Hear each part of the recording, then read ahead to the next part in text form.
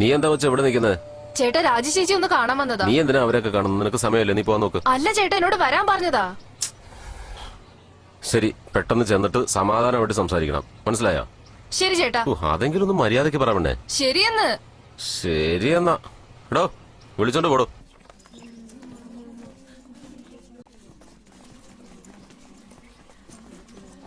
ചേച്ചി, നിന്നെ കാണാൻ ഞാൻ കാത്തിരിക്കായിരുന്നു. ദാ ഇതെന്റെ കുട്ടികളുടെ കൊടുത്തേരെ. എന്താ ചേച്ചി? ചേച്ചി എന്റെ കൂടെ വരുന്നല്ലേ വിചാരിച്ചേ? എനിക്ക് താലി കെട്ടിയവൻ കാശ് വാങ്ങി തൊലച്ചില്ലേ? 3 വർഷത്തെ കോൺട്രാക്ട് അല്ലേ, പെട്ടെന്ന് തീരും. തായ്ലാന്റിന്നാണല്ലോ കേട്ടത്. എന്താ ജോലിന്ന് വല്ല അന്വേഷിച്ചോ? എന്ത് ജോലിയാന്ന് പറഞ്ഞ് നമ്മളെ കൊണ്ടുവന്ന് 8 മണിക്കൂർ ഇവിടെ ജോലി ചെയ്യണം. മാടിനെ പോലെ ഇത്രയും കാലം പണിയെടുത്തില്ലേ, അതുപോലെ അങ്ങ് ചെയ്യാം.